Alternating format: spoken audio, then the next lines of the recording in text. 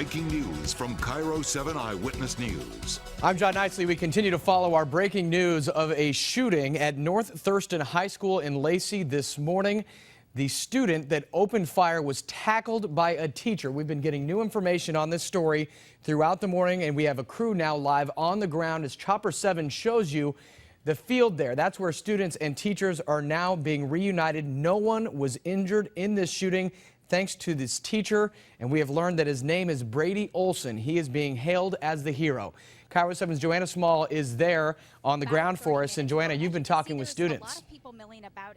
It's pretty well organized here, and people are relatively calm. You have parents that are reuniting with their kids here, walking down the sidewalk. A lot of these cars, the school's right in a neighborhood, have parents who are waiting to be reunited with their kids. There's still probably, I would estimate, between 50 and 60 kids on the football field over here. And then if you look over here to my right, we have a lot of the district school buses. We saw them transporting kids either away from the high school or from other areas to this area. That's because we know when this shooting happened, a lot of kids actually just fled the building. They told us that they ran to Safeway, they ran to Lowe's, which are both nearby, and we know at least Lowe's locked some of those kids in the store until they knew that it was safe to allow students to come and go. We were able to speak with a junior here at the high school. He told us he was playing basketball in the gym with some friends when they heard a loud bang. They didn't think anything of it at first, but they looked outside of the gym doors and they saw students just running. That's when they told me they sprinted out the back of the gymnasium, and they were the kids who actually ended up at Lowe's and told me that the store locked down and kept them safe until they knew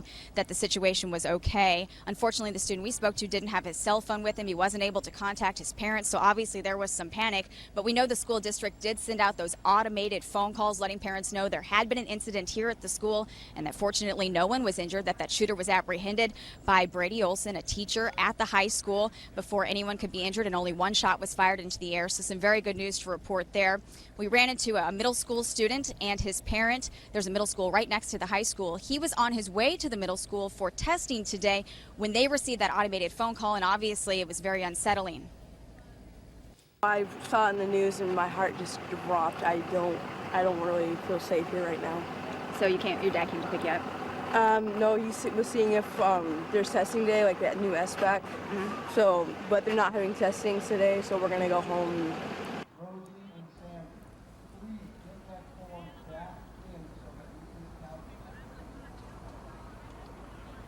We are continuing to talk to students who were in the building at the time this shooting occurred. Again, I spoke with one who actually heard those shots fired. We're not sure if there were any witnesses at this point, but we were told that the shooting occurred in an upper hallway near the gymnasium. Again, we're on scene working to gather more information, but some very good news to report. We just want to reiterate, no students were injured thanks to that fast action of that teacher, Brady Olson. We're going to learn more information about him, and of course, we'll continue to check back in with you throughout the morning, John.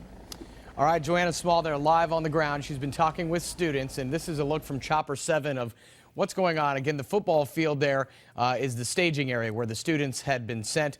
Parents can meet students there at the football stadium and pick them up. They're canceling classes for the rest of the day at North Thurston High School. The school officials say that they had actually recently gone back over their emergency plans dealing with a possible situation like this. So they had this in place, ready to go, what to do, where students would go, where parents would be able to meet them. We're learning more information about this teacher, Brady Olson, and we're going to be continuing to ask questions throughout the day. We're trying to line up an interview with him right now, and of course he's the hero of the moment, and he's the person that everyone wants to hear from. We're working right now. The Cairo 7 newsroom is covering this story from many different angles. We've got Joanna Small there on the ground. We're working to find out more about this student who pulled the trigger, a 15-year-old student that came in. We heard from one witness that he might have been smoking in the hallway right before the shooting. So some strange behavior there in the school. We're not sure if he pointed at anyone at this point, if there was a specific target, but these are the details we're going to be following throughout the day on Cairo 7 and CairoTV.com. So stick with us for more of this breaking news coverage.